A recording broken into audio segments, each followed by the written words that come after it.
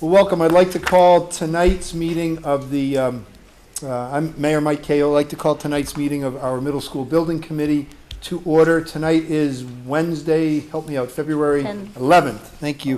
Why don't we start with the Pledge of Allegiance? I pledge allegiance to the flag of the United States of America and to the republic for which it stands, one nation, under God, indivisible, with liberty and justice for all. Thank you all. Looking to the agenda, I'm going to turn it over both for, well, we'll do the meeting minutes. First, you have meeting minutes as part of the packet, including your agenda. I'll take a motion to approve the meeting minutes. So moved. Seconded. Any discussion on the minutes? Okay, all those in favor? Aye. Opposed? Minutes are approved. Thank you. Tom Ellis, Mark Biden from Erie. I'll turn to you folks. Hi, I'm Tom Ellis with Erie. First of all, I didn't know, Mayor, I understand there may be a school committee meeting held at the same time. Is that true in terms of the attendees or not? I'm sorry, you're right. This is also so- posted as a meeting of the committee of the whole of the school So I committee. didn't know Thank if you needed Tom. to officially acknowledge We that. do need to open that. Okay. I call to You're order. so good. Thank you. I call to order the February 11, 2015 School Committee of the Whole. Thank you. Thank you. Okay, thank you. Tonight, what we've been charged to do is to have the School Building Committee approve and authorize Erie to submit the preferred schematic report to the MSBA. This is a project milestone that is memorializing over 2 years of public discussion and work to get the educational program where it is now. And the project preliminary design program has been submitted, and the submission that is being requested to get approved today, the preferred schematic report, is in line with the approved preliminary design program that the MSBA approved in November. So, this is a comprehensive solution to the educational programs envisioned by the cities and the leaders that fulfills this long-term plan that the city has in place. There's been a lot of public discussion on this, and the report that's being submitted to the MSBA is consistent with all the meetings that the School Building Committee has had. It has acknowledged all the comments, the meetings, and the discussion that has culminated in a preferred solution that would combine the grades 5 through 8 into a single facility. We concur that this is going to provide the most cost-effective solution for the city, and also provide the opportunity for the educators to really look into the future. I've heard comments saying, we don't know what teachers are going to be teaching in 5 years, 10 years, and 15 years, and we're trying to design a building and give you a building that has some flexibility to be able to move forward into the future. I've got a student that's in college right now, and he's got a major, but in 5 years he's going to be doing something that's probably totally different than the major he's doing. And here we are trying to prepare our students, and I have to give a lot of kudos to the city of Beverly for their foresight and their vision. A lot of communities don't have. So I think this preferred schematic report helps pull together that vision that the city has. The team has worked very, very hard. I know the educators and the design team have worked hard to get to this point and to submit this information to the state so we can engage them in a more detailed conversation about how the educational program will really become a building. There's been a lot of concepts out there so far about what the building might look like, and I think there's a preferred solution that has some physical attributes to it, but again, as Scott and Troy have mentioned before, it's the educational program that's the most important piece of this submission. The building will develop and is the longest, this schematic design phase is the longest phase, which engages the city and the educators in this committee in a lot of aspects of the design to get to a final schematic design is the one that has more information on the cost and more information on specifically what the building's going to look like, what the site's going to look like. So this next phase is really the most important piece. As we move into this next phase, Scott's going to talk a little bit more about what's going to happen in the next phase. Our charge as your project manager is to really help balance the program, the schedule, and the budget. And, those things all they impact each other. So, right now, we're going to work to further develop the building design and understand and analyze the project costs as we move forward. To be sure that the educational plan can be met and in that you're building a building that the city can afford. I know there's a lot of discussion about that. At this stage, the initial costs that are in the report are relative to each other. They're basically trying to define that there are 4 different options and which one is the more cost-effective solution that does meet the educational program. And so there are a lot of assumptions made, but the same assumptions are made on all 4 options. And so that's really what it is. They're relative to each other. So we are submitting a preferred option that we believe and the design team feels is the most cost-effective solution to meet the educational program for the city. The initial or first costs of a building are extremely high in many communities, but it's also not the total cost of the building over the lifespan. So we've spent a lot of time working with communities to be sure you have a cost-effective building that's energy efficient, that meets the needs of the community for the long term, that can be easily maintained and more cost-effectively maintained. So over a 50-year lifespan, the initial cost, although it's very large, if you really look, the incremental cost of managing, maintaining, replacing components of buildings over the life of the building far exceeds normally the initial cost. So, we try to help communities focus on the long-term decisions they're making that are in the best interest of the city. So, we are concerned about cost, and that's our job, is to help look at cost and really help the community and this building committee make the right decisions as we move into the next phase. So, that's the charge the design team has, and our charge as well is to be sure you have a building that you can not only afford initially, but gives you is maintainable and meets your educational programs into the future. So tonight we're going to be asking for a motion to allow us to submit the information in this report. The report just summarizes all the conversations that have occurred in the documents that have been presented to this committee over the last 3 or 4 months, but also the discussion that's been in this community for over 2 years. So that's the charge tonight, and then we can hopefully move on to that and then move into the next phase, which is going to be a lot of hard work from everyone, but I think will be very rewarding when we get there. So, okay. Thank you, Tom. Gentlemen? Thank you, Tom. Scott Dunlap with AI3 Architects. We spent quite a bit of time in the last 2 building committee meetings going kind of step by step through key goals that were identified in the development of the educational program and key elements that would be included in the building. And then we presented in detail the option comparisons that Tom mentioned, all in an effort to demonstrate that the preferred schematic option, option 1A, the concept of constructing an all-new building on the Memorial School site, Memorial Building site, was in fact the most cost-effective solution in an apples-to-apples comparison.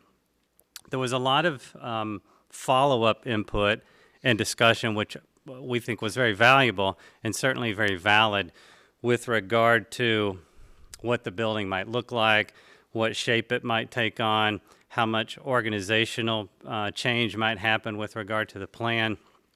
And I think it's important to point out, because a number of the building committee members have quite a bit of experience sitting on other building committees in the past, and those would not have been at a time when the current MSBA regulations were in place. So there are a lot of things that are different about this process that we're going through now that may be confusing.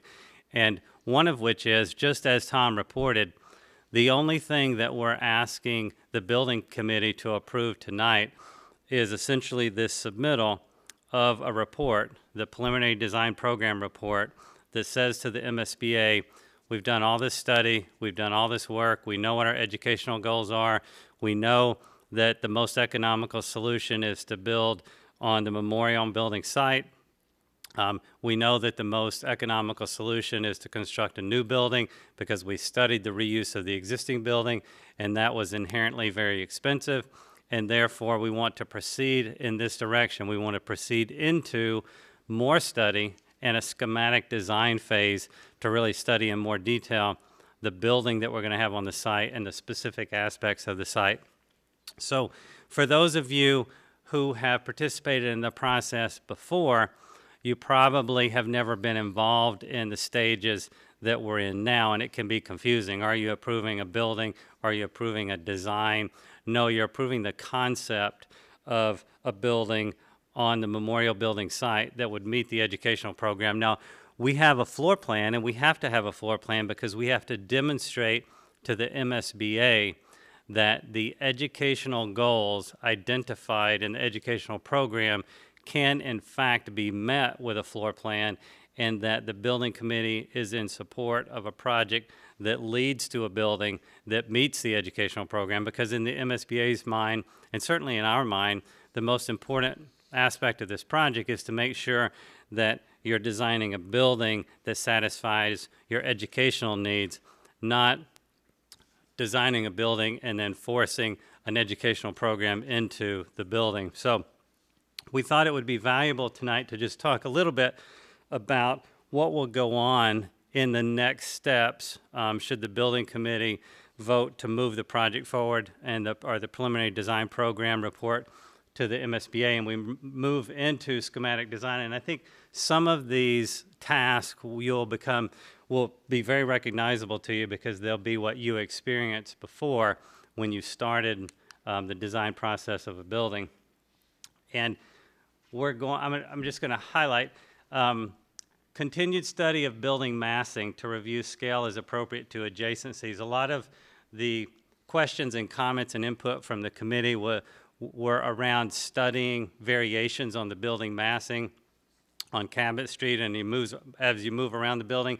We showed a little bit of building massing in our preliminary design program, but don't let that be confusing. Certainly we know that there's a lot more study that has to go into the schematic design phase of the building. The integration of building information modeling into the design process.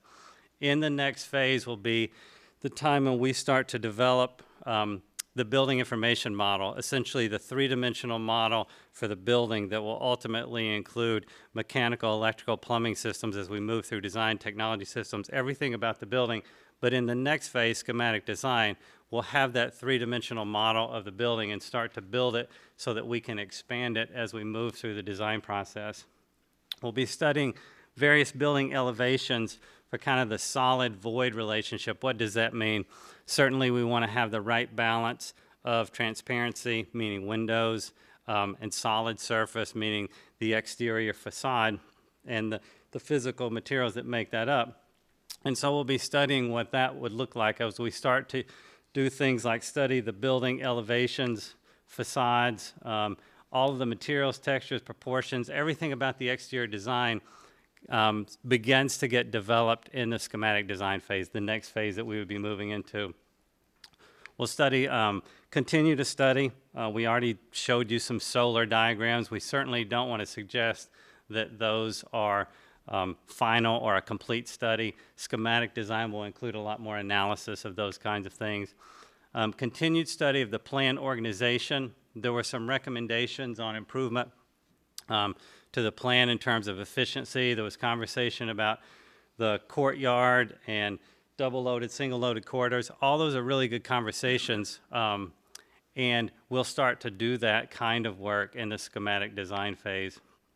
The neighborhood organizations, as you know, the educational program calls for the building to be broken down into teams or neighborhoods to break down the overall scale of the building and give the students a sense of personalization within their areas.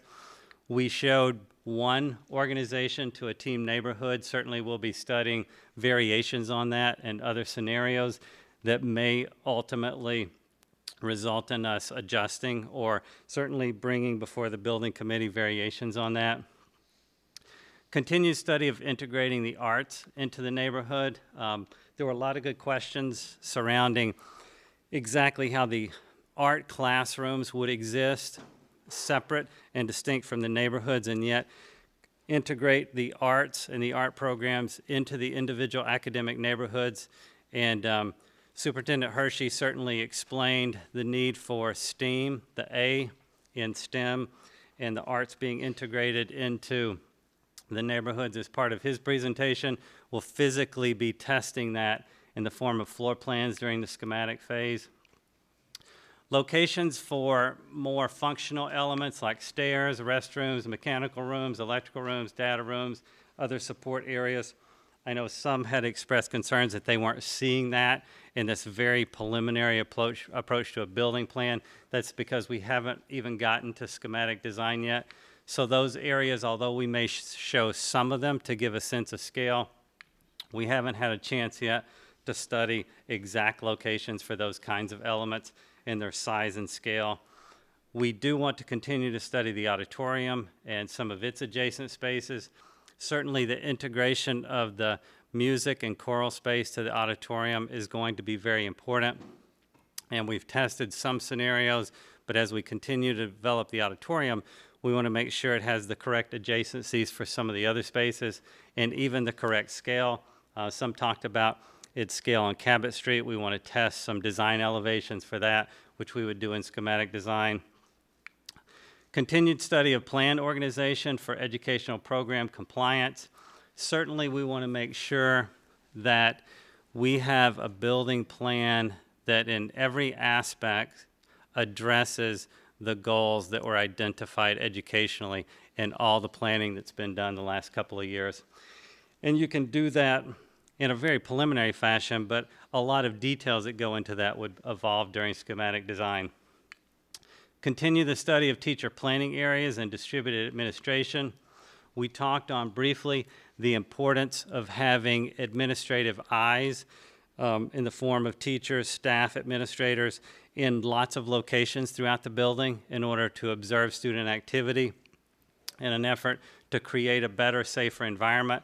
And so we'll be studying in the floor plan how we do that, how we distribute specifically some of the administrative offices to satellite offices throughout the building instead of just having a centralized administration center. That was part of one of the goals of the educational program. Continued study of the Library Media Center. As we identified in our presentation, we think it's a very important space to the building, and the role of the Library Media Center has changed, certainly morphed over the last few years, and discussion moving into the future is what a flexible space that's going to be and how dynamic it's going to be and how its role is going to change slightly, both in middle school and high school, but in our case specifically in middle school. And so we'll be studying configurations. I mean, on the plan, on the preliminary design program plan, we had it as a circle. That's implied. It doesn't necessarily mean the library is physically going to be a circle. Continued study of building circulation for efficiency, experience, security, and visual access. The corridors that you saw that we had laid out sort of get you to the various locations in the building and make the necessary connections, but we'll want to study the floor plan for efficiency, single-loaded versus double-loaded corridor, and some of the benefits of that. Entry lobbies for size, making sure that each lobby can handle the appropriate capacity depending on the events that we're talking about, but also for identification, and this goes into, wayfinding, making sure when somebody approaches the building, they know that is the entry to the building. That can be very important. So when we're building the exterior elevations and start to look at the massing and scale of the building, we want it to be clear where the various entry points and entry lobbies of the building are located. Organization of the gym and connections to locker room areas. Currently, we have an area on the plan that we know we want to establish 2 gymnasiums, and we've shown a locker room area, but we haven't had a chance to test the various layouts that might achieve more efficiency in terms of how you connect the locker room spaces to the gym and what the flow is from the 2 gyms to the locker room, and the separation of 5-6 versus 7-8 students. All of those are things that are not intended to be resolved now, but certainly we'd be studying in schematic design. Building supervision and observation, I mentioned this along with the teacher planning and organization areas, will be an important component that we're studying and looking at various options. Lots of questions about the internal courtyard, its size, its scale, how it would be utilized. Certainly those are questions we would want to answer as part of the study and schematic design. Entry experience, and this goes back to those entry lobbies. What kind of entry experience do we want to have for the visitor to the building, for the student to the building, and even the administrators? Meaning, what do we want their perception of the building to be, and what pieces of the building do we want to expose them to? What program elements of the building do we want to expose them to as part of their entry experience? Instructional technology, a number of questions surrounding that, and again, how we take technology education spaces and keep them separate and allow viable programs to exist in them, and at the same time incorporate those hands-on learning experiences into the academic neighborhood. So we'll be looking at the specific locations of those dedicated spaces and then their satellite functions into the academic neighborhoods and what that means to the plan and what is the best organization for achieving that. Continued study of site circulation and parking, site utilities, site topography, playfield site amenities.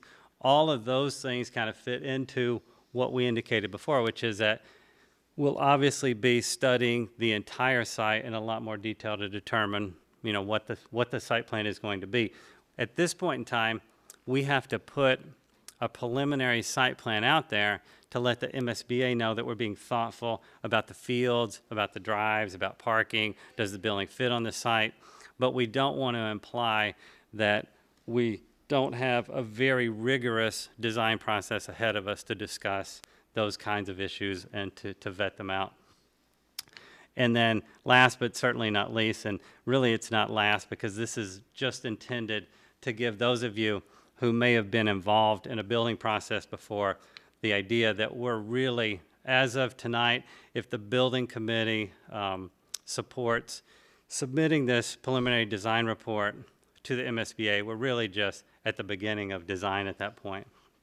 But continued study of integrated sustainable design strategies. We'll be talking and have already been talking, but certainly be talking about taking advantage of every possible sustainable design strategy that we can. Part of those allow you as a city to gain additional reimbursement points and reimbursement funding from the MSBA, and then part of them just make good design sense in terms of lowering energy costs and the overall efficiency of the building. So just some of the things that we'll be thinking about, talking about, working on as we move forward into the next phase, the schematic design phase. So can certainly answer any questions, but we felt like we maybe didn't do a good job in the last couple of meetings explaining that we're really just barely getting started, and all of those questions that were being asked would typically completely be vetted out in a schematic design process, but here with the MSBA program, we start to show hints of them, and it felt like there might be this fear that the time would pass and there wouldn't be an opportunity to truly dig into those in details, and we want to assure you that there certainly will be that opportunity moving forward. Thank you. Okay, sure. Yeah, let's move to questions then. Maria? That's a wonderful comprehensive list. I'm sure that it's assuaged the concerns of a lot of people. I just have one thing that's not on there, and that's really for you, Mr. Mayor. The bus yard, that's a given then, since it's no longer under study. I see Superintendent nodding his head, so that's a yes? No. No, it's a yes, or no, it's a no? I'm not answering. Oh, all right. We have not been able to identify an alternative site that works. And the current location is a absolute no, leaving it there. if we were to try to stay where we are, it would limit our future uses and the future value of the Briscoe site. It's not an absolute, but it's, you know, we can have that conversation. If, hopefully, when the MSBA approves our use of Memorial as a site for our future middle school, and we're able to then look at Briscoe as an asset that we look to, you know, determine what's its highest and best future use, that can be part of the conversation pertaining to that site and in the context of this project as well. So it's not an absolute, but, you know, it's not an absolute. Thank you. Yeah.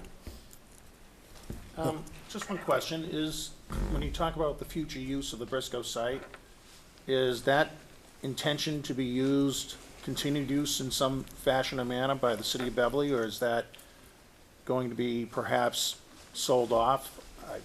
Sure. I will name a future use committee at the point that we know that it's no longer going to house our middle school. And, you know, we could brainstorm right now and come up with a number of different uses that would keep it in the, you know, under the city's ownership and control, but we could also envision a scenario where the best and highest use could be to sell it. So that will all be, you know, be studied and vetted by a future use committee at that point.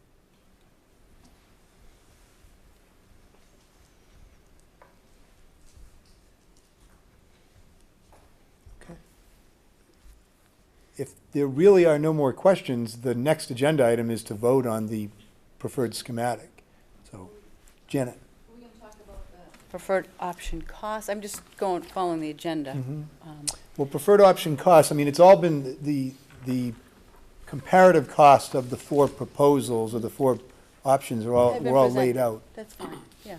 I guess the only thing then I would add, if the next step is just to vote, is just a suggestion that it could be our designer or anybody designated in this group, probably Heary, somebody to help us all understand the project costs. We're all learning here about the building process with MSBA. We're all at different vantage points. But I think it would be very helpful for everyone in this room to have such confidence in the project benchmarks that I know the designers are working towards and Heary is using.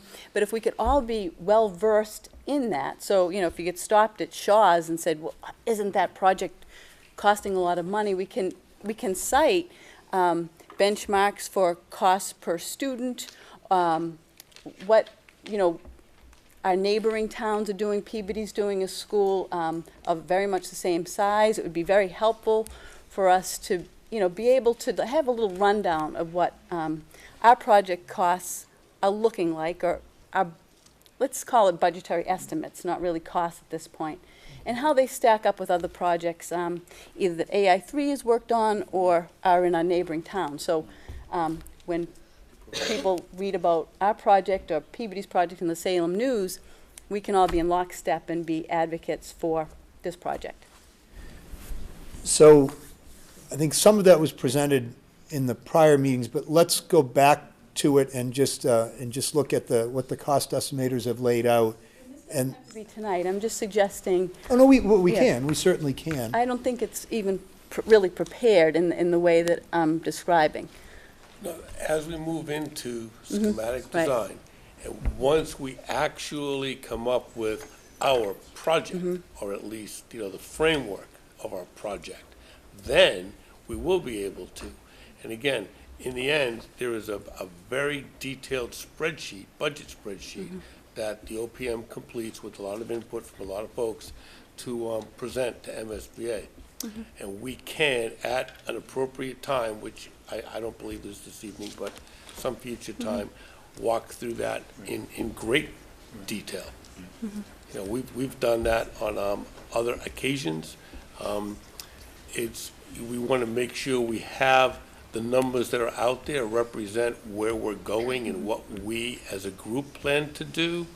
We don't want to either be overly optimistic or scare folks. So we don't want to put numbers out there because the first number is the one people have a tendency to remember the longest. So we want the number to be the number that's more likely. And we need more data to be able to confidently share that information.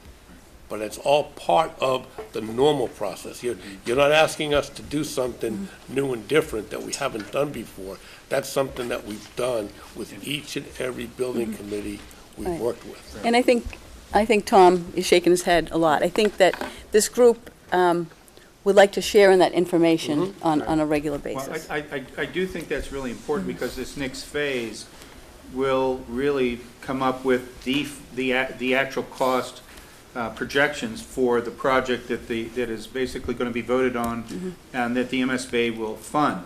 And at that point, it's kind of speak now or forever hold your peace, because at that point, the numbers that are submitted to the MSBA are what they will fund. And then at that point, we have to have really good understanding of where we think escalation is going, as well as, because you're a year or so out or more for bidding the job at that time. And so we have to make some assumptions on escalation as well. We think where costs are at that point in time. We're starting to see an upswing of some price increases. So we're trying to balance all those things. And at the end, you have to come up with a project that the community can support educationally and support financially. And so those two things have to be balanced, and that's really what this whole schematic design process is. At the end of that, everyone on this committee should have a clear understanding of where the costs are in the project, why the costs are what they are, and where this project lands relative to other comparable projects.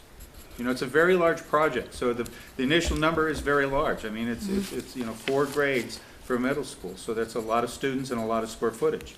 So.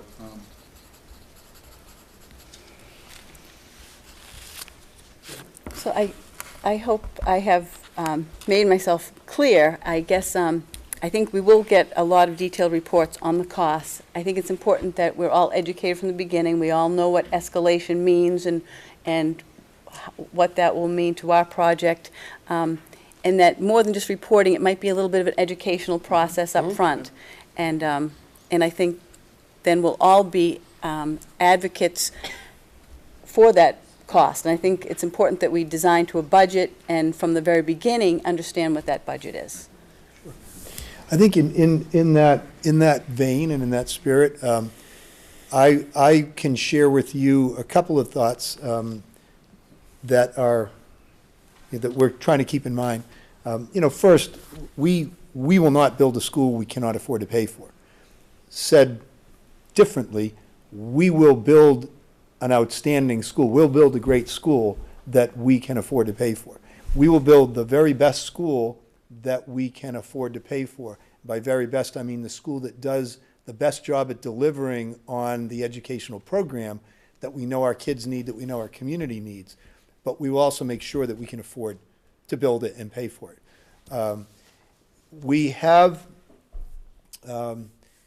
We've seen some cost estimations that show a higher cost for this building than had been talked about when this process began 4 and 5 years ago. It seems that largely the greater cost projections, estimates that we're seeing are based on projected significant increases in materials and labor.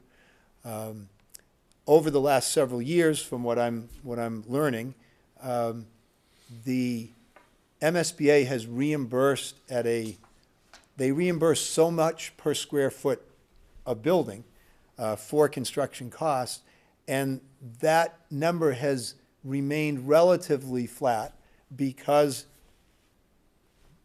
kind of living through and coming out of the last recession, costs have remained relatively flat. The cost estimations that we've gotten from both HERE and AI3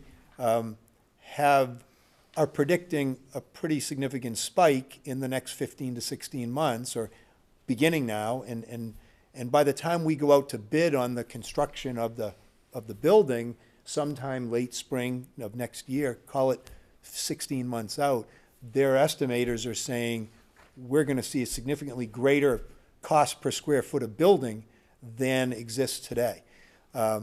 MSBA started a process a couple of years ago where each year in June, they consider their current cap and they entertain the question of whether to increase it, and if so, by how much. So it's still several months away for us to get a sense of how much they will reimburse per square foot. We've been told all along that they're going to reimburse us somewhere between 51 or 52% as a base, and then we're going to try to gain bonus points up to 56 or 57%.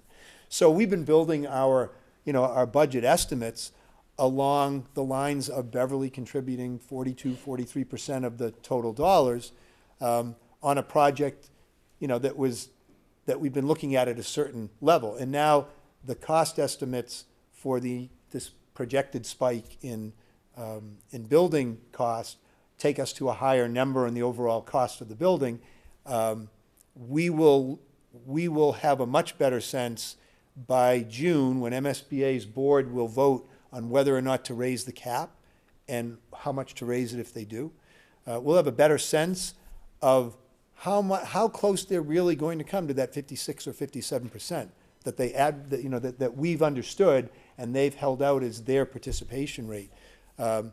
So I met with the executive director at MSBA during one of the snowstorms. It was kind of cross-country skiing through the financial district in Boston to find him. But had a great conversation about the fact that, we want to be actively involved with them over the next several months in moving that conversation forward. We plan to submit to them some recommendations on just how to deal with their responsibilities. They are trying to fund as many projects around the state as they can, as effectively as they can. They want to be the best partner they can, and they feel a pressure to deliver for more communities. We want to make sure that they deliver effectively, i.e. they are able to accurately gauge the market and what the true cost of building will be for our school and others, and share appropriately in that cost. So we'll be working with them both on how they look at average costs over the last couple of years, but also trying to help them get to the point where they will add some type of an escalator index so that you can look ahead. When they set the rate that they'll reimburse at in June, that's the rate that we'll end up signing on to when we come to a project funding agreement. Am I using the right terminology? In September is our hope. So we want to work with them to build an escalator index in as well, so that a year out from there, when the job is actually bid and we see what it's really going to cost, that they'll share in that. Now, it's not in their policy currently. We've started the conversation with them around that. We also are in the process of reaching out to other school districts that are where we are. Either they're in schematic design, which is a bit ahead of us, or they're in and around where we are in the feasibility study period. So there's an advocacy that can come with banding together with other districts, because we're all fearful of seeing that spike in costs. Now, it may be that projected spike isn't as great, and that would be fantastic. But so what I'm laying out here is we're trying to plan for a project that may cost more next summer when it actually goes to bid than MSBA is projecting as they set their cap this coming June. So we're working with them to try to move the policy in a direction that accounts for that and provides for a sharing of that additional cost that may be predicted but isn't seen until it's seen, right? So we're going to be doing everything we possibly can to win the support of MSBA and their board to partner with us in the way that we've hoped all along. And when that all comes clearer, we'll know.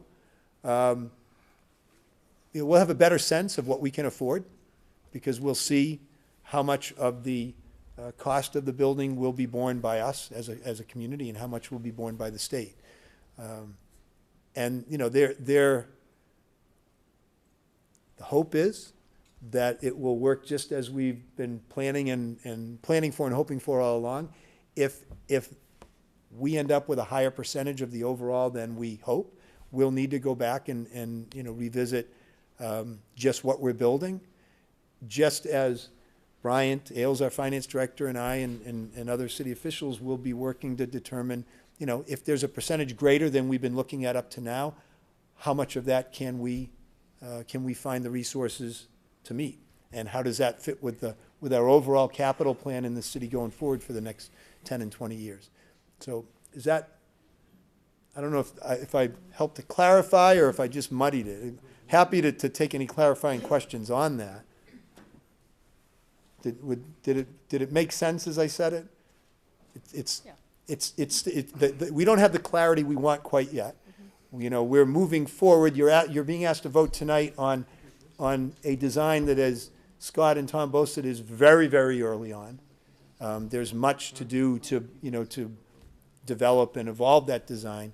But it's a design that shows at MSBA that we have developed a thoughtful and forward-thinking and exciting educational program, and we have in mind a building that can really deliver on that. So, Roy. I missed the last meeting. I was unavoidable because I was out of town. So when I came back, I was a little bit surprised to read in the newspaper that the 4 designs came to numbers that were substantially more than I think most of us anticipated. I heard tonight that the 4 designs are essentially relative to each other and not necessarily related to true costs. I think the question that everybody in the city, those here and not here, is concerned about is, are we going to design a building that we can afford? Up front, I will tell you that my view of this is that we should spend every penny we can. So I'm not coming at this from the point of view of suggesting that we should keep the cost of the building down just for the sake of doing that. On the other hand, I wonder where in this process do we make the turn, if we have to reduce the cost of the building, so that we don't get ahead of ourselves and design a building only to find out we've got to start cutting it back. And I don't know how you thread that needle in it. Maybe that's something for Tom Ellis or Scott Dunlap or someone else to respond to, but there's a slippery slope element to this. And I think we don't want to disappoint ourselves by going, too hard into this to find that we can't do it. On the other hand, I'm not advocating that we build anything less than we can afford. And Carl, connected to that is, if we are going to build the $125 million building, let's say, I'd like to see the cash flow to pay for the debt service up front, not later on. Thank you, Roy. And we did state at last week's meeting that there will be a presentation to this committee by Brian in the near future on where we are with our capital program, and so kind of helping to forecast that out, which we're required to submit to the city council each year, and I think it's just about ready for this year. So yes, that makes total sense, and we're all in this together for another several years and then beyond with the school that we, A, want to be proud of and know it delivers for the whole community, and B, we need to know that we can pay for it. So that's part of what we're all here to do. In terms of some of those benchmarks where we would have to look at value, because we'll value engineer anyway, but benchmarks, we will have a vote if they follow the same pattern they have. The MSBA's board, Mass School Building Authority's board, will vote at their June meeting on their cap. By the cap, I mean they'll pay up to so much per square foot of building, and it hasn't been a problem because of the building costs, the construction costs haven't exceeded that. The cost estimators are suggesting that building costs, when we go out to bid in 16 months, could significantly exceed the current cap. So at their June meeting, we expect they'll vote on whether to raise the cap, and if so, by how much. And we hope they'll also vote at that meeting to adopt some type of escalator index that will, that will look at true cost increases for projects when they go out to construction. Projects that are brought into that phase, that go into the project funding agreement with whatever the cap number is based on their June meeting. We hope to be able to, see that. So the June board meeting of MSBA could tell us some very important things, and hopefully will. Beyond that, do you folks want to add to that? Just looking at the schedule, the submission of the schematic design is in early August. So getting back to your point, I think what Christine was talking about was the understanding the cost is all a significant portion of that. At the end of the schematic design phase, the budget will be pretty much set, and you will need to know that you can afford that. So, I mean, over the next 3 or 4 months, we will be doing a lot of conversations with the city and Bryant and the mayor on the affordability, looking at the actual mechanics of the MSBA format for their budgets, because they do, and we can have a work session just to look about that, because we've done multiple projects, and it's still difficult to understand their worksheet in terms of eligible, ineligible cost, eligible square footage, ineligible square footage. There's a whole formula that starts to affect the total reimbursement dollar amount and how they develop their caps and how the caps come into play, so we can work through that. But that's all part of this. As we move into the schematic design, we're going to really have to start day one looking at the budget very seriously to be sure that we've got the ship heading in the right quadrant, and then we're trying to pin it down so you end up where you need to be at the end of the schematic design phase, because that's the submission that goes to the state that they approve, and then they do their funding on. And if the numbers go up or change, if the bids come in lower, they take their savings, and if the bids are higher, right now the communities are on their own in terms of that. So this schematic design estimate and projections is the most important number that we're going to arrive at as we go along, and then we'll be monitoring it as we go along to be sure the design does work, that if there's any shift in escalation, we're able to navigate that together and modify the design possibly if we need to. But right now, this is the important one. We've got to get the ship pointed in the right quadrant, and I think that's where we're at right now, just to be sure that the financing works in general, and we're not coming back and having to clip off lots of pieces of building, because that's not good design, and that's not good for the solution. So that is, I think, job number one with us over the next 2 months, is really kind of focus on the budget and the finances that will allow this to move forward with everyone's confidence. So I think that's the most important part. Thank you, Tom. Okay. What's that? I'd just like to piggyback on Janet Roy's comments. Yes. When this project was presented to the school committee by the mayor, we had discussion regarding this project. All right, most of our discussions took place in 2012 and 2013. All right, we just entered 2015. Now, numbers that we were being told at that time were in the $70 million range. Okay, for this project, all right, to escalate, all right, over 65% more. To me, I don't see how you can even bring that down or par that down to something that's realistic. And the more time that we invest in this, the further it puts us away from developing a middle school, all right, that's going to work for the city. And that's my biggest concern. My biggest concern is time. All right, Briscoe, we know all the inadequacies that exist at Briscoe. But we have an infrastructure of schools right now with an elementary school that's sitting there not even being used, all right, that we could put into change starting in September, all right, that would immediately, all right, take the pressure off Briscoe. As you know, that school is slated to be in full use by this coming September, as you know. Right, as an administration building, it should not. To house all of our and pre-K it in our should- administration. We can keep our administration at Memorial. We can move kindergartners, all right, with preschoolers at Memorial, which are right now. to have an early childhood center at Memorial, which would free up McEwen, all right, as an elementary school, At which, some point in the coming which- school year, Please let me finish, Mr. Mayor. we'll need to begin site work at Memorial, assuming the approval by MSBA of this preferred schematic. If we can afford this, you're saying that no problem, you know, that this city is gonna be able to afford this project that exceeds what we were initially told by over 65%. We're not talking just a slight overrun. It's not even close, not even close. Now, either Bill Scanlon was completely out to lunch when he discussed this with us, all right? Or we're being told something that just is not correct. Let's go back here for a minute. What would you say is the main driver in the projected cost being significantly higher?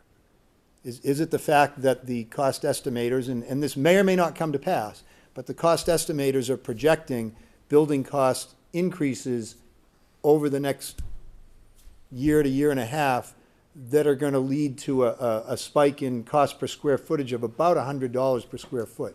Is that not the main driver in the higher number we're looking at? I'd say overall, yes, the escalation is, I mean. but the So bottom it's line- materials and it's labor, and it's either going to come to pass or it's not. I mean, the bottom line, the cost of a building is square footage times the average cost of the building. I mean, and to cut costs down, you have to cut out square footage, or you have to cut down the quality of the building. So the question is where is the cost per square foot? And also, and I don't know, what number was talked about, construction number versus total budget. Total construction costs sometimes are talked about interchangeably, and they're not. Construction costs are normally about 75% of the total project. So if somebody had said, the building construction was going to be X, then you have to add a percentage on top to get the total project cost, which includes all the soft cost, architects, engineers, site work, soft cost, technology, FF&E, everything that's in there. So I can't speak to what was discussed in the past. All I know is the program that's been defined is a certain number of square feet per student, and that's the program. That's the general program, and then the cost of that. And again, I think the numbers that we're talking about, we're anticipating, we're trying to get a budget that at the schematic design that hopefully everything will come below that, because again, we know establishing the budget at the schematic design phase, that's the last time, that's when you go in for your funding. So it needs to be somewhat conservative in that respect. So I think we'll ask Scott to speak to this, but I just want to say, I think it's important to note that the designs that have been put forward, including the one that we're asking you to vote as the preferred schematic, they all are within the total square footage guidelines laid out by MSBA for a school to serve this many students, correct? And the only non-reimbursable cost that we have included in the preferred schematic, option 1A that we're asking to vote on, is the fixed seating portion of an auditorium, correct? Everything else that we are proposing complies with MSBA guidelines and is reimbursable. to the extent that we don't hit caps, which is. Right. I mean, Correct. their cap, There's- if their cap isn't high enough, that kind of belies the percentage Right. that they've been What you're offering. basically saying is you're building a school that's appropriately sized for the population and the educational program that's been outlined. That's really what it comes down to. And they'll reimburse for the stage part of an auditorium, but not the fixed seating. So we will have a decision to make in the future as to whether we can afford a fixed seating component to an auditorium. We hope we can, but that's the one thing that's non-reimbursable of everything that we're putting forward. Okay. Scott? I was just going to say, because sometimes it helps to draw comparisons on the cost issue. There are two things that will control the cost of this project. One is it's the size of the building, obviously, and the proposed building, just as the mayor suggested, is about 233,000 square feet, all of which is consistent with the MSBA guidelines for an appropriately sized middle school for your population. The only exception to that, just as the mayor mentioned, is the auditorium that we've talked about before. It's about 5,000 square feet. But other than that, the building is the size that we believe, the MSBA believes, certainly consistent with any standards and all across the Commonwealth, is the right size building. The other item is the dollars per square foot that it costs to build that building. And it was surprising to us because in the 2012-2013 time period, we did a number of large projects. High schools specifically, Natick High School is a good example. East Bridgewater High School, a good example. Plymouth North High School, a good example, all of which were 200 to 250,000 square foot buildings.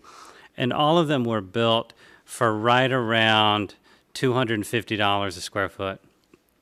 And so when we got ready to do the preliminary design work on this project and talk to the cost estimators about where they thought costs would be in 2016, which is when your project would go out to bid, it was just as surprising to us that it probably is to you, that the cost estimators suggested to us that all the projects that they're working on right now in the same phase that you are, that are being projected out that far, are in the $400 per square foot range is what we were told. So it is all born out of, it's not born out of you designing a building much bigger than was proposed. But if you were utilizing 2012, 2013 cost numbers and are comparing those to 2016 numbers, based on what we're being told by the professional cost estimators, they do anticipate the big escalation that the mayor mentioned. Janet, and then Joe, and then we can go back to Dave if you got more. Janet? I think Scott outlined pretty much what I was asking for, and I think it's important that everybody understands how these numbers are built up. And if we say it's just because cost of materials is going to be increasing, and that's why this budget has gone from 60 million to 120 million, that would be disingenuous. There are so many different factors in the whole story. When I first came to even the first meeting I attended, which was probably one meeting before you were here, Mayor, I think people were looking at a list of programmatic spaces, and it wasn't even grossed up with circulation space. So it was a small number, and people multiplied that by $300 a square foot, which sounded reasonable, and they said, that's our budget. But in reality, it wasn't grossed up for everything you need in a building. It didn't have mechanical spaces and bathrooms. It was just how many classrooms we needed. And then you have to take that, now it's $400 a square foot, and it's a lot more square footage. Take that number, and then you multiply that by 1.25 because you have to have soft costs. It's just a whole different calculation. So that's what I was really kind of asking for, educational, we need a blackboard here, I think by Harry, to show where we were and where we're going to be, and to put our numbers in line with some other schools so we can see we have the same square foot per student, or if we need more, that's why we need more, because we're special. Whatever the reason is, but I think it's important that every one of these numbers is understood by everyone in this room and beyond, so that we can help help the whole process, help the outreach. Noted, gentlemen, that appropriate for a future meeting, and probably more than one future meeting, those conversations. Okay. Joe? Just a question. The number from 2012, the 60 or 70 million dollars, was that based on a 3-grade middle school or a 4-grade middle school? In discussions, we were talking fourth grade. No, that's not. Discussions, our discussions at that time were fourth grade. That's not It was true. never, ever mentioned I beyond. Right. I know that a prior school committee, I looked at Maria, had done some work around grade configuration. So is it your memory that it was a 4-grade conversation? I'll ask you too, Mr. President. Nothing definitive had been decided. It was certainly a wish, a hope, and to follow national trends at that point, but there was no decision at all. just conversation. And I have absolutely no idea where that number came from. So whether it was a 3 or 4, here or there. I mean, I remember the conversation at the meeting you're referring to. I think it was the organizational meeting of this committee in December. And that was, to my way of looking at it, that was an incredibly back of the envelope, quick, rough number. It didn't, it's not something anybody should have, counted on or relied on in any way. Okay. Does that help, Joe? I'm just curious where the original number came from, and, by going to if it was assumed for a 3-grade configuration, by going to a 4-grade configuration, we've increased the square footage by 33%, roughly. And whether or not, A lot of numbers were thrown around. I remember 80 to 90, 3 grades were thrown around, 4 grades were thrown around, but there was never anything definitive. And I think it would be interesting to take the square footage of this school, throw the $250 a square foot, give us a number at that, and then show the $400. So, to Janet's point, it makes it easy to explain to people, kind of soften the sticker shock. David, and then you, George. Thanks. David?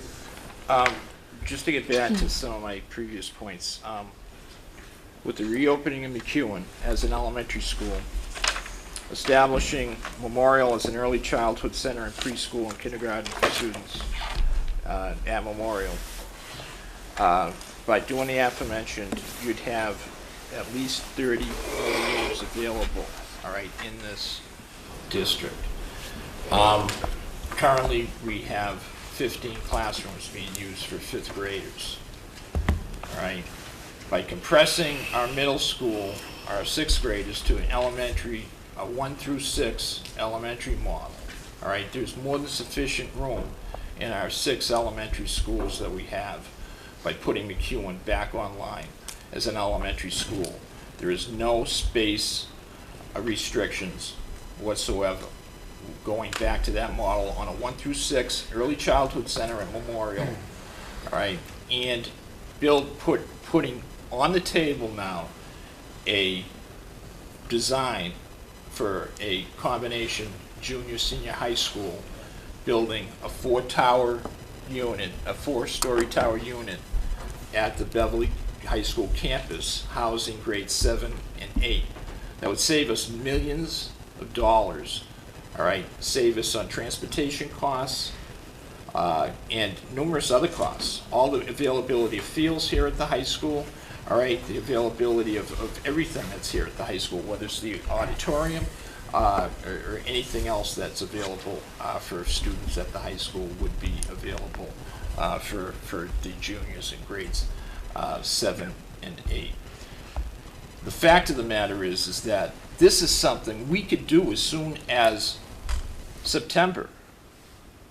As soon as September, that early child education center could be open at Memorial, not moving the administration offices, which actually is a good place for that, because the parents that have the most questions are the parents that are first entering students into our district.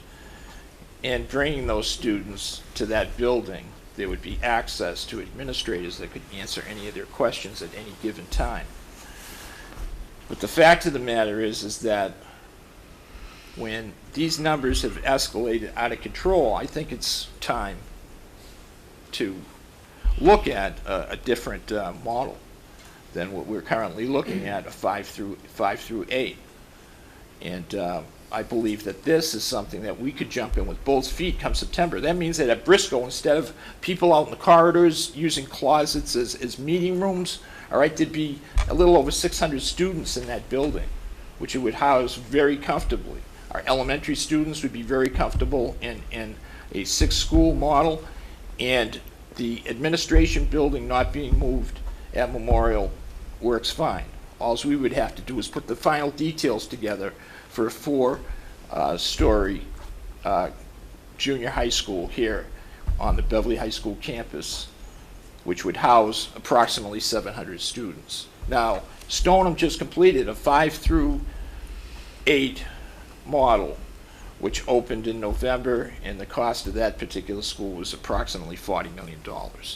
I just believe that we could substantially reduce the cost to this city and provide an educational model that works very effectively and make the best use of all the resources that we have in this city.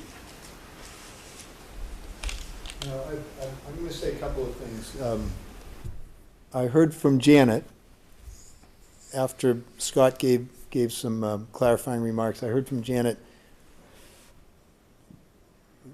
that it will be helpful to put on the table some comparative costs of other projects of like size that have been completed, and maybe some others that are being projected out that are close to where we are in the process, that I think we could probably share information with some other districts. I heard from David Gelano a suggestion that with some of those, we might look at what the projects would cost at one level of per square footage cost, at call it 250, 275, and another at that like 370 to 400 range. So we can start to kind of compare out what's out there.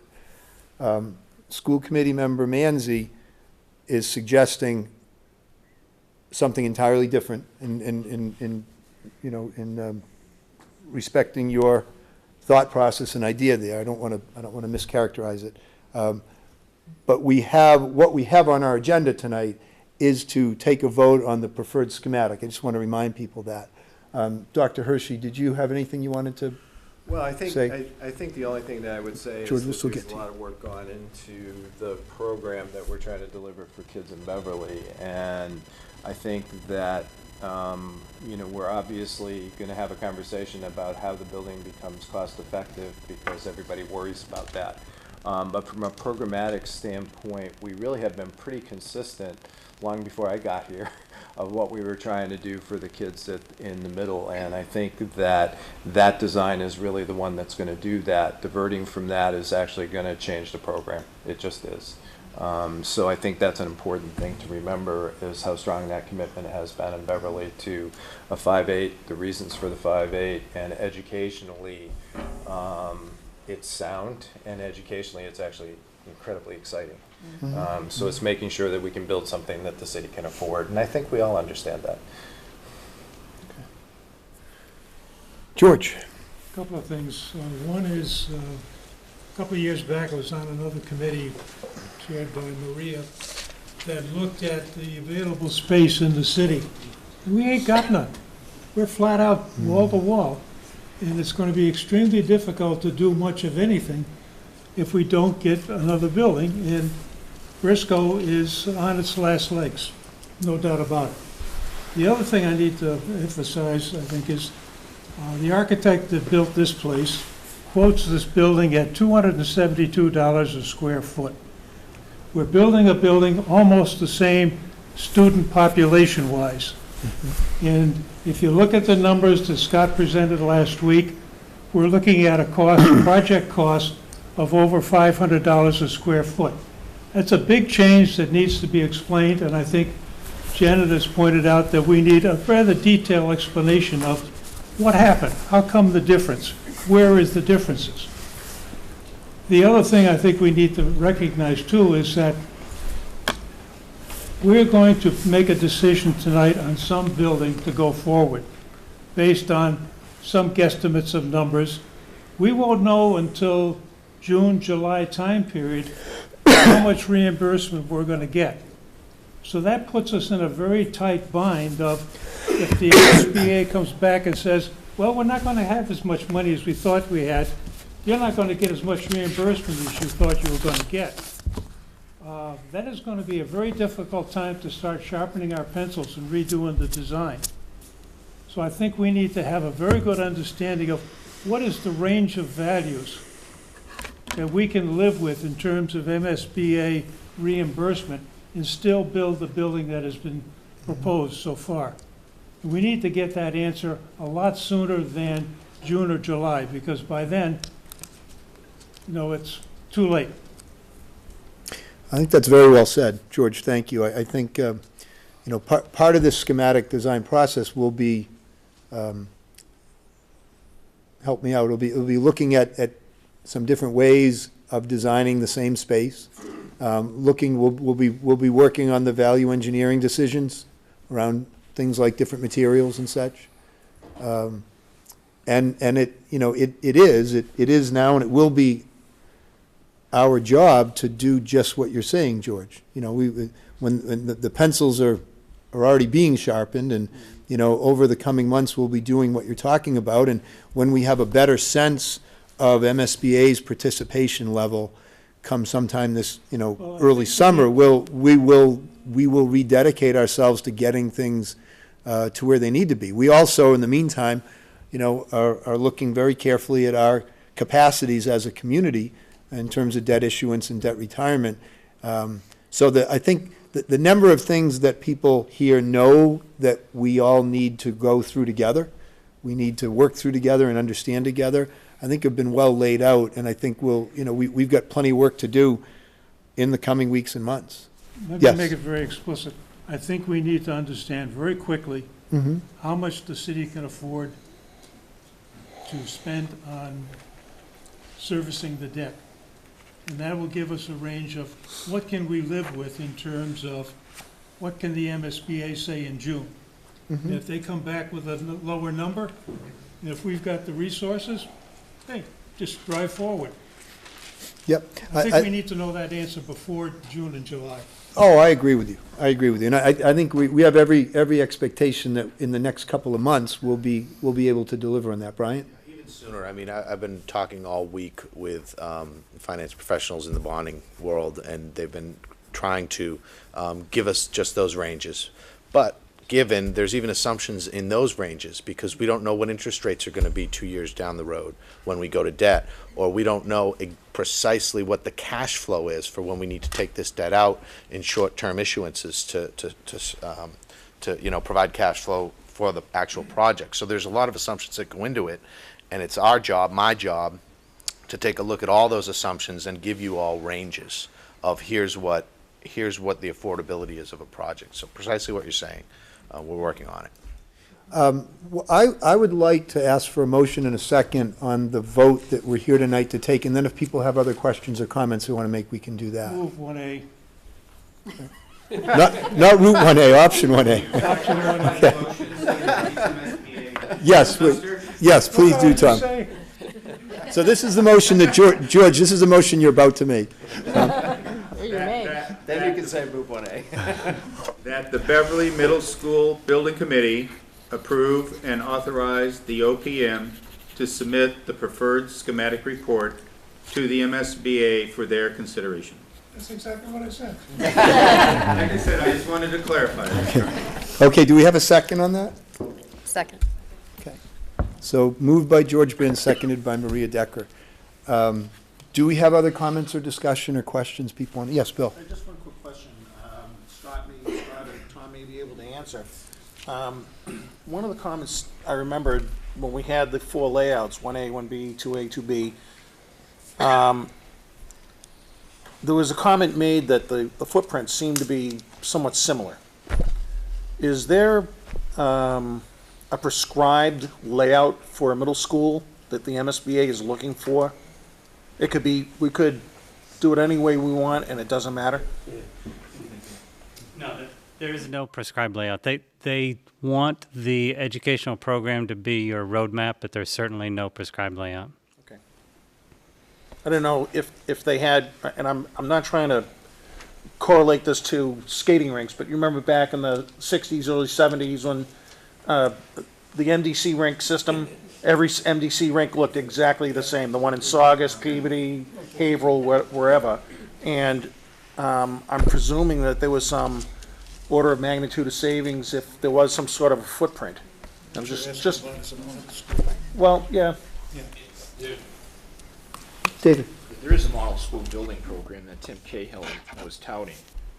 As a matter of fact, it's on the website, the Massachusetts Building Authority's website. I'm not suggesting that I'm just curious. Has that been looked at? I'm just saying to This get was a way of saving some money, I don't know. to get to his point, all right, that was the whole process behind them creating this model building, was to save cities, to come up with models that were considered the best and to save cities and towns millions of dollars in the process. I remember having these conversations with MSBA early on, and there was no recommendation that there was no recommendation coming from MSBA officials, help me out, those who were in the meetings with me, that they had a model 5 to 8 middle school that was anything to look at. Jim Cahill was touting that when he was treasury. Sure, they had a concept of model schools back then. But we and that was several years ago. Now this, in recent months, we found that there was no model school recommendation from MSBA that they would put on the table for us. You might find out why that's on their website. I had a conversation with them 2 years ago. What they've actually found, David, is that there weren't really any savings to the model schools because so much of the cost was wrapped up into the site preparation. So they have not been as strong around the model schools. And actually, a lot of the model schools are actually AI3 designs. So. Well, I suggest they take it off their website then. Yeah. Mm-hmm. Okay. What's that? Other questions or comments? Okay. All right then. I think we have a vote coming. Does it make sense to do this by voice vote or by roll call? Any thoughts? Roll call. Roll call? Okay. I don't believe this is in alphabetical order. This is the list as I'm looking at it. So I'll just call your name and you can say yay or nay. Or you can abstain. David Gelano. Michael Cahill, yay. Matt Kavanaugh. Yay. David Manzi. No. Paul Manzo. Yay. Dr. Stephen Hershey. Yay. Michael Collins. Yay. Raymond Bouchard is not present. Nope, not present. He's sick. Matthew Posca. Yay. Maria Decker. Yay. Bryant Ailes. Yay. George Binns. Yay. Bob Griffin. NA. Bill Gazowski. Yes. Joe Ramondi. Yes. Thad Samasco, not here. Todd Surratt. Yay. Janet Chrysos. Yay. James Coffey. Yay. Betsy Desmond. Yay. Roy Gelano. Yes. Joanna Murphy Scott. Yay. Stephanie Williams. Yay. Judy Miller. Yay.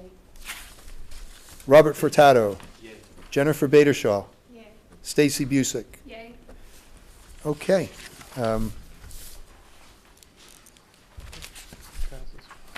Yes, it passes. The vote passes. Thank you all. We have one other item. Is that this OPM update? In the meeting package that I passed out, there's an updated schedule, which is in fact the schedule that's included in the preferred schematic report. And there's a budget update. The budget updates that are included here are limited to the budget that's already been appropriated for the feasibility study. So we're tracking fine to that budget. We have to blow this thing up. I will try to get it to fill the page. It's,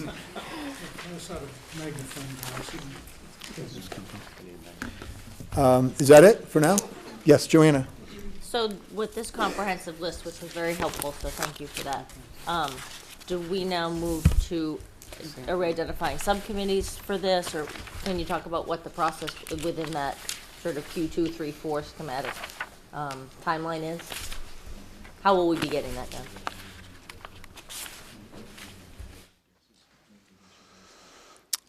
I think that our assumption was that we would meet regularly enough with the building committee to ensure that that information was being disseminated to everyone and everyone got the opportunity to provide input and direction. Is a copy of this on your website? This is not posted yet, but it will be as of tomorrow. Okay, thank you. Good. Anyone else? Janet? Yes, next meeting is second Tuesday? No snow. No. What will that be? What's the date? No snow. July, Who just said July? It's the second Tuesday, though. It says March 10th. March 10th, 6:30 PM right here. And we will We will work to develop agendas for the next couple of meetings that bring some of the presentations and information that you folks have requested. And so we'll get those out ahead of time so you can see and prepare for what you expect to see presented. That make sense? Yes, Jennifer? What is the best way to communicate questions or comments? I think that's a good question. I think we'll clarify that process because I think we've been getting some emails, and I know we're concerned about sharing everything with all the committees so that the open meeting laws aren't violated. But I think what we need to do is develop, I'll check with Scott and Troy and Mark, and we'll kind of come up with a written protocol to be sure we get the input from everyone so that you have an opportunity to share it, and then we can consolidate it and get it out to everyone appropriately. So, because we did get some comments back, some emails directly from a limited number of people, and we want to be able to share that information and not restrict that, or and get responses back so everyone understands what's going on. So, in the next week, we'll get that out to everyone. Okay. Okay. Only one other thing, because it's been so relevant over the last couple of weeks, if we're going to have a meeting canceled, if we could please find out as soon as possible. Yes. Yes. Yes. We'll do our best. Is email the best way to do that quickly? I mean, obviously. I think ideally we'd try to reach out to people through a couple of different media, Okay. and email would be one, and then should we do a phone chain or a phone list?